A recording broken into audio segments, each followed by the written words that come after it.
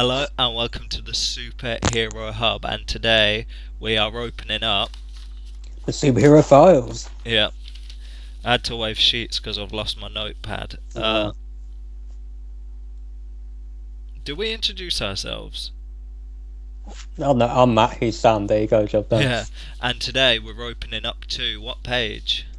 Deathstroke, the Terminator, or Slade Wilson, or whatever the hell you want to call him. Yeah. Deathstroke. So this is Slade Joseph Wilson, and this is another one with, I don't know what DC's obsession is with giving people the middle name Joseph. No. Lex named Joseph as well, isn't he? Lex Luthor's middle name's Joseph, Clark Kent's middle name's Joseph, and Slade Wilson's is too, and probably many more that we haven't discovered yet. So this character was created by Marv Wolfman and George Perez in December 1980, where he made his first appearance in the New Teen Titans. Very good, issue number 2. Now, originally an enemy of the Teen Titans, writers developed him over the years as an adversary to many other DC superheroes, most notably Batman. He was originally introduced as in his gelled more with Batman than any other people. You know what I mean? He's come into contact with Batman. Yeah, I suppose. I would still think predominantly he's a Teen Titans villain, really, but outside the DC, adversary to many other DC heroes. Yeah. Most notably of that is Batman. He was originally introduced as the Terminator, a mercenary who was completing a contract undertaken by his son, Ravager, or the Ravager, who is. I don't know. I don't remember his name. I think it's It's not Joe. That's Jericho. Well, is it Grant? Might be Grant. Yeah. Due to his popularity. We get all the facts here. Yeah. Well, this is a Deathstroke superhero files, not the Ravager. Due to his popularity, Deathstroke received his own series, Deathstroke the Terminator, in 1991. It was retitled Deathstroke the Hunter for the special issue 0 and from issue 41 to 45, and then simply Deathstroke for issues 46 to 60. The series was cancelled with issue 60, entitled Deathstroke, ran for 65 issues plus 4 annuals and a special 0 edition. Following his injury in DC Universe Last Will and Testament, Deathstroke appears in one of the 4 Faces of Evil one-shots, whose kind of main thing was to set up for future storylines, so it picked a number of DC villains and kind of jump-started that. Even though the character Deathstroke the Terminator predates James Cameron's film The Terminator by 4 years, the Slade Wilson character is now just called Deathstroke, even by characters who called him the Terminator for decades. The full title has not completely fallen out of use, having been referred as recently as Justice League Elite, which ran between 2004 and 2005. Long time ago now, though, isn't it? Yeah, so we'll give a brief character biography. Slade Wilson was 16 years old when he first enlisted in the US Army. After serving a stint in Korea, he was later assigned to Camp Washington, where he was promoted to the rank of Colonel. Major. In the early 1960s, he met Captain Adeline Kane, who was tasked with training young soldiers in new fighting techniques in anticipation for brewing troubles taking place in Vietnam. Kane was amazed at how Slade was skilled and how quickly he adapted to modern conventions of warfare. She immediately fell in love with him and realised he was without a doubt the most able-bodied combatant she had ever encountered. She offered to train Slade in guerrilla warfare. In less than a year, he'd mastered every fighting form presented to him, promoted to Colonel. Lieutenant Colonel. Yes. 6 months later, Adeline and he were married, and she became pregnant with their first child, Joseph. The war in Vietnam began to escalate and Slade was shipped overseas. In the war, his unit massacred a village, an event that sickened him, which is kind of ironic considering, the kind of person he is now. He also was rescued by SAS member Wintergreen, to whom he would later return the favour. Chosen for a secret experiment, the army imbued him with enhanced physical powers in an attempt to create meta-human super soldiers for the US military.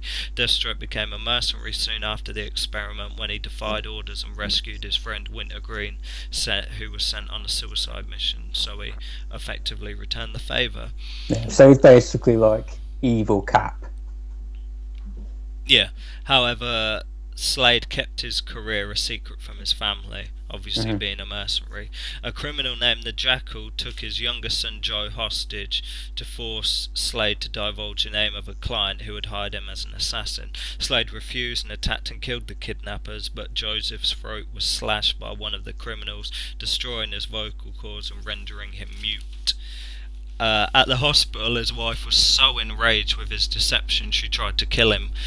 She shot him but only managed to destroy his right eye. Afterwards, his confidence in his physical abilities was such that he made no secret of his impaired vision, wearing his signature mask with the black featureless half covering his lost eye. When he was not wearing his mask, he wore an eye patch, so it was like, yeah, I'm missing an eye but I can still mully you. That's confidence for you. So let's talk powers. Enhanced strength, speed, agility, durability granted by the experimental serum. He has a strength of 10 men and can bench about a ton in a way. So again, basically he's Captain America, so they gave him the super soldier serum and whatnot. He has the capacity to use 90% of his brain. There's a differentiation right there between him and Captain America, making him a tactical genius. He also has a healing factor in his blood, so he recovers from injury much faster than a normal human. However, which is also kind of ironic, which is kind of what he brought up in his appearance in Arrow, the TV show, where it's like, oh, I swam away from the island and my body got torn apart, and every time it healed, the only thing that didn't heal was my eye. I think that's kind of cool. I guess. I mean, it makes no sense, but it's cool. Yeah. That is pretty weird. Well, it's probably because the eyes, like, technically the optic nerve is brain tissue, and obviously the whole healing thing is, yeah, you're immortal, but if I destroy your brain, you're not coming back. So maybe because the eyes counted as, like, brain tissue, that's why it didn't. Sure, it doesn't need explanation. It's cool. He wears an eye patch. Don't worry about it.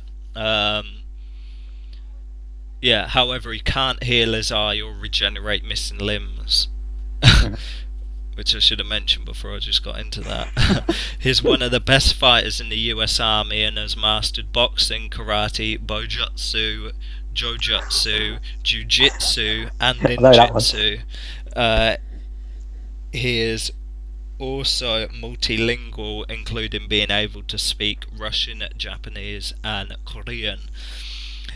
He utilises numerous weapons ranging from swords and firearms. His armour is composed of mesh-woven Kevlar chain-link mail and a mix of promethium, which is the majority of the weapons he wears. It's also what his sword is made of. In the New 52, though, his suit is made from nth metal, making him able to withstand hits from the mightiest of beings, including Lobo. So yeah, I don't like that. Why not? I don't like it. I think it's cool. I like Deathstroke, but I'd rather him be like a Batman analog than some sort of Superman crap. I don't need that. Well, he can withstand hits from the mightiest of beings, but it's not like he can hit back with the same strength, can he? I get that, but if Superman shows up and punches him in the face, he should die. It's just a personal thing. Yeah. So let's talk a little bit about him from his comic history. Go on then. Well, I think he's probably heaviest tied in with the Titans. I think that's where most of his... He's got two, off the top of my head, obviously he's been around for a long time, there's been a lot of stuff, but I think there's two storylines you could say he's probably the biggest part of in New Teen Titans. There was the one with oh god, what they call it, the Judas contract, where he basically sets up the Titans with Terra, who betrays them, has an affair with her as a younger girl. Which happened in the Teen Titans beforehand. He accepted a contract to kill the Titans, but he failed, and he planted terror in there as a sign.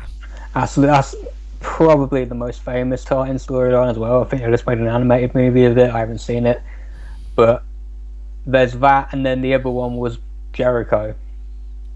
Jericho being Joe, you talked about earlier, had his throat slash, whatnot.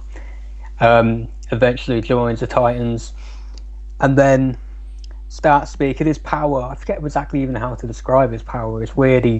It's like he can possess people and whatnot. But eventually it turns back on him. He starts to be possessed by some evil force, and he goes mental. And Azareth.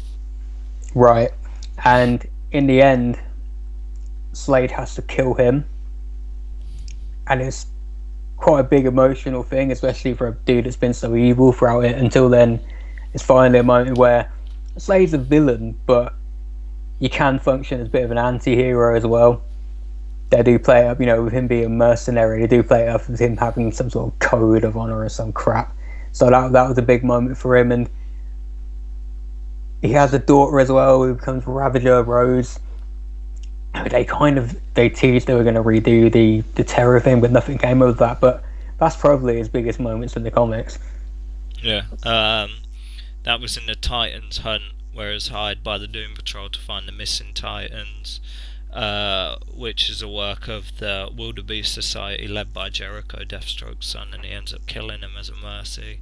In the Titans Plague, he was on a contract to kill Walter Lanier, and ends up helping the Titans destroy the mutated Beastmen and find a cure for the plague, which had infected, I think it infected Jericho and Raven of the Teen Titans. In Family Business, he tries and fails to assassinate the President of the United States. Later is reunited with his wife, Adeline. Slade undergoes a process to survive any wound as long as his brain's intact, which is an extension of his healing factor. After it, he ends up having to give Adeline a blood transfusion for some reason, and she garners the same ability, but it makes her immortal. She ends up going insane, and that leads Slade to semi-retirement. He's also featured in Nightwing and Birds of Prey, Identity Crisis, The Infinite Crisis, 1 Year Later, Blackest Night, Titans Villain for Hire, and obviously featured quite heavily in the Arrow TV show, which is kind of a differentiation from his kind of origin, because it was part of him with Billy Wintergreen were part of a Australian Secret Service thing. He's younger as well. Yeah, and he's kind of buddies with Oliver Queen on the island, but then he gets like a super soldier serum, as it were, there, that kind of sends him a bit loopy. But yeah, he's also the big villain of the Teen Titans cartoon that's on a few years back, but in that they couldn't use the name Deathstroke. Yeah, because it'd be too upsetting to kid him. Yeah, so they called him Slade instead. Yeah, and is gonna maybe or maybe not feature in the upcoming Batman film, which is kind of all up in the air because of rewrites. It is, but I do think, I could be wrong, but I would think even if he isn't in the Batman movie, he's going to pop up somewhere in the DC film, maybe Nightwing. Suicide Squad. Yeah, possibly Suicide Squad. Personally, I'd rather him be in the Nightwing movie, though. I think that's a cool villain for them to use. And it'd work out better being the Titans. Yeah. With there being, I know they're putting Cyborg in the JLA, but maybe with having Nightwing and Cyborg around, they can build towards the Titans movie eventually. Yeah. So that is literally the majority, if not all, you need to know about the Deathstroke character Slade Wilson. I'm Sam. I'm Matt. And you heard it here first. We'll see you in the next episode.